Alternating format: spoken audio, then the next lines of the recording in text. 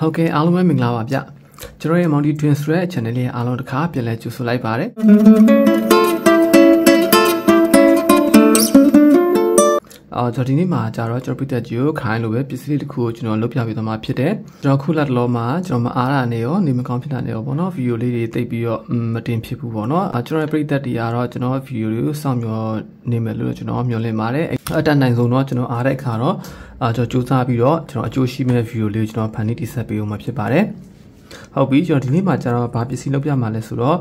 ကျွန်တော်ပိတ်သက်တွေအတွက်အာသွင်းမီလုံးတွေအာသွင်းတဲ့ဒီမီအိမ်တွေဆင်းတဲ့ခါကျရင်လီသီယမ်အိုင်ရွန်တက်ခဲတွေပေါ့နော်အာသွင်းလို့ရမယ်4.2 volt charger လေးတစ်ခုပေါ့နော်လီသီယမ်အိုင်ရွန် charger လေးတစ်ခုကိုလုပ်ပြပေးသွားမှာဖြစ်တယ်ဘာလို့လဲဆိုတော့ကျွန်တော်ဒီမှာပြထားတဲ့အတိုင်းပဲဒီမှာ USB ကြိုးအဟောင်းလေးလိုအပ်တယ်ပေါ့နော်ဒီ USB ကြိုးအဟောင်းလေးကကျွန်တော်တို့ဒီ USB ပဲယူမှာဒီက Type C ဖြစ်ဖြစ်micro USB ဖြစ်ပေါ့နော်ကျွန်တော်မလိုအပ်ဘူးအဲ့ဒါကောင်ဖြတ်ထုတ်လိုက်မယ်ပြီးတော့မှအနီနဲ့အနက်နှစ်ဆပဲယူမယ်ပေါ့နော်ကျန်တဲ့အဖြူတွေအစိမ်းတွေကိုမယူအနီနဲ့နှစ်ဆပဲယူမယ်ပြီးတော့ကျွန်တော်ဒီမှာlithium ion ကိုအားသွင်းပေးမယ် 3A charger ကတ်လေးပေါ့နော်ဒီကတ်လေးကကျွန်တော် 4.24 ကို 3A နဲ့fast charging လုပ်ပြီးတယ်ပေါ့နော်အားသွင်းမြန်တဲ့ကတ်လေးဖြစ်တယ်โอเ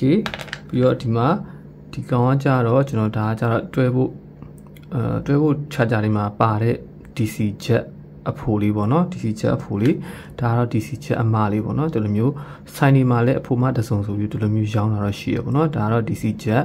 အမဖြစ်တယ်ဒါကတော့ DC jet အဖိုးဖြစ်တယ်ပေါ့နော်ဟုတ်ပြီကျွန်တော်ဒီ idea လေးကကြတော့ကျွန်တော်လိုမျိုးပေါ့နော် DIY တမားတွေအတွက်ကိုတော်လေးအကျိုးရှိမှလို့ကျွန်တော်မျှော်လင့်တယ်ကျွန်တော်လည်းဒီ idea လေးကိုစဉ်းစားမိသွားတာပေါ့နော်ကျွန်တော်ဘာလို့အရင်တည်းကမစဉ်းစားမိရလဲဆိုပြီးတော့မှနည်းနည်းနောက်နှရသေးတယ်ဒီ idea လေးကျွန်တော်စဉ်းစားမိသွားတဲ့အကြောင်းရင်းကကြတော့ကျွန်တော်အားသွင်းမီလုံးတွေကျွန်တော်အရင်ကလည်းထွင်ပြခဲ့ပေါ့နော်အားသွင်းမီလုံးတွေအားသွင်းမီချောင်းတွေမှာကျွန်တော်ထွင်ပြခဲ့တာဖြစ်တယ်ဒီ Type C 1A ကတ်လေးနဲ့ကျွန်တော်ထွင်ပြခဲ့တယ်ပေါ့နော်အဲ့ဒီခါကျတော့အားသွင်းရတဲ့ခါကျတော့ 1A နဲ့တွင်းတဲ့ခါကျနည်းနည်းလေးအားသွင်းချိန်ကကြာတယ်ဗျာကျွန်တော်ဘက်ထရီကြီးရင်ကြီးလို့ဘက်ထရီကြီးရင်ကြီးလို့ပေါ့နော်အားသွင်းချိန်ကလည်းပိုပြီးများပါတယ်အဲ့ဒီမှာကျွန်တော်ဒီ 3A ကတ်လေးပြောင်းသုံးဖို့ကျွန်တော်စဉ်းစားလိုက်တယ်ပေါ့နော်ဒါပေမဲ့ကျွန်တော်အရင်ဗီဒီယိုမှာကျတော့အားသွင်းမီလုံးတစ်လုံးမှာဒီအားသွင်းကတ်တစ်ကတ်ကိုသုံးတယ်ပေါ့နော်အဲ့တော့ခုနောက်ပိုင်းကျကျွန်တော်စဉ်းစားလိုက်တာဒီ 3A ကတ်လေးကကျွန်တော်အားသွင်းမီလုံးတစ်လုံးထွင်နိုင်ပေါ့နော်တကက်ထဲမဲ့အစားကျွန်တော်ကဒီ 3A ကတ်ကို charger အနေနဲ့သုံးပြီးတော့ဒီအားသွင်းမီလုံးတိုင်းကိုအားသွင်းလို့ရမယ့်ကိရိယာလေးတစ်ခုဖြစ်ကျွန်တော်ပြုလုပ်မယ်ဆိုရင်ကျွန်တော်စဉ်းစားမိသွားတယ်ပေါ့နော်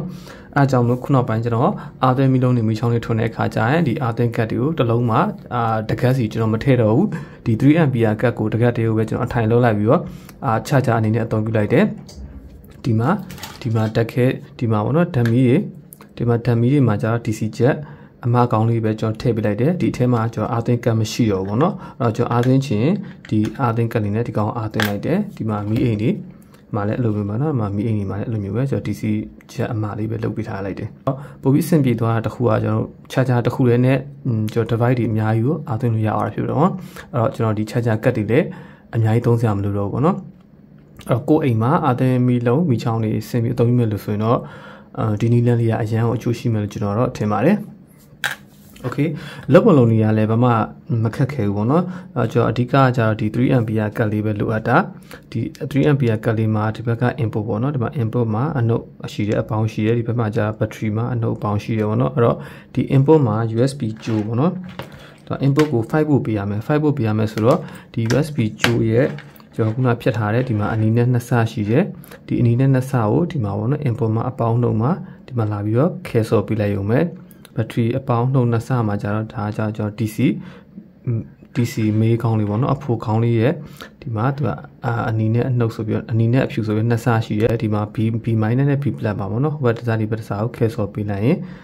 ်ဒါကကျွန်တော် lithium charger လေးကပြီးဆုံးသွားပြီပေါ့နော်ဘာမှခက်ခဲပါလို့လက်ကူပါပဲโอเคအဲ့တော့ကျွန်တော်ခဲဆော်တာကျတော့အသေးစိတ်မပြတော့ဘူးပေါ့နော်အမြင်ရှင်းလိုက်မယ်ဒီ Type C ကောင်းလို့ကျွန်တော်မတုံ့တော့ဘူးအဲ့တော့ကျွန်တော်ဒီဘက်က DC မေးချက်လေးနဲ့ပဲကျွန်တော်အသွင်းထုတ်လုပ်မယ်ပေါ့နော်ဒီဘက်ကကျတော့ကျွန်တော်ဒါ USB ကောင်းလေးဖြစ်တဲ့အတွက်ကိုpower bank နဲ့လည်းအသွင်းလို့ရမှာပေါ့ဗျာဒါကကျွန်တော်တို့ဒီမျိုးဖုန်း adapter တုံးလေးတော့လိုမှာပေါ့နော်ဖုန်း adapter တုံးလေးမှာဒီကောင်ကိုထိုးလိုက်မယ် okay ဒါဆိုရင်ဒီမှာသူကမီးအနီလေးလင်းနေပြီနော်ဒီမှာဒါမီးရောက်နေပြီ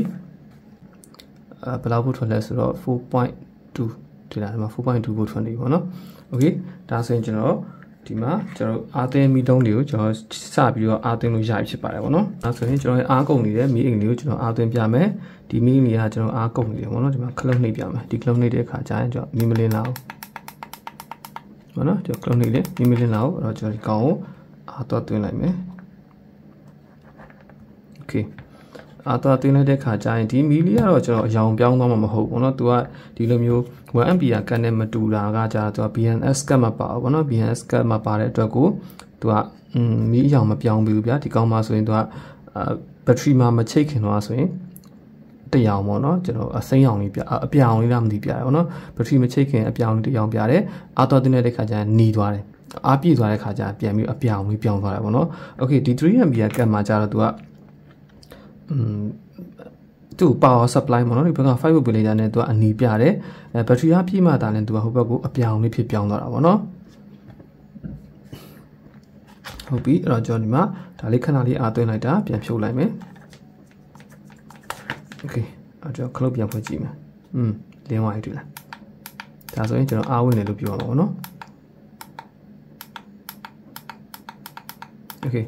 3A နဲ့အားသွင်းတာဖြစ်တဲ့အတွက်ကိုကျွန်တော်တိတ်တော့လဲအချိန်ကအကြာကြီးတော့မပေးရတော့ဘူးเนาะကျွန်တော်ပုံမှန် 1A နဲ့သွင်းတာနဲ့ 3A နဲ့သွင်းတာဆိုရင် 3A နဲ့သွင်းတာပို့ပြီးတော့မြင်တာပေါ့เนาะ okay အဲ့တော့ဒီနားလေးကကြတော့ကျွန်တော်တို့open ဖြစ်နေတယ်ပေါ့เนาะသူ့ကိုအုပ်စရာထည့်စရာ box မရှိဘူးပေါ့เนาะဒါမဲ့ဒါကကြတော့ကိုယ်မှာရှိတဲ့ပစ္စည်းလေးနဲ့ထွင်ပြီးထည့်လိုက်လို့ရတယ်ပေါ့เนาะကျွန်တော်တို့ဒီလိုမျိုးမီလုံးအပြက်ထဲကိုထည့်ချင်လဲရတယ်ပေါ့နော်မီလုံးအပြက်ကိုဖွင့်အထက်ကဒီလိုတစားပလာတွေကိုထုတ်ပြီးတော့မှဒီကောင်လေးနဲ့ပေါ့နော်ဒီလိုလေးဆိုရင်လည်းသူကမီအနီရောင်လေးလင်းပြီးတော့သူ့အထက်မှာလှနေပါပေါ့နော်โอเคကျွန်တော်ဒီမှာတော့ကျွန်တော်မထည့်ပြတော့ဘူးပေါ့နော်ကျွန်တော်ပရိသတ်တွေအဆင်ပြေလို့ထည့်လို့ရတယ်ဒါမှမဟုတ်ဒီကောင်ထည့်ကြမရှိဘူးဆိုရင်လည်း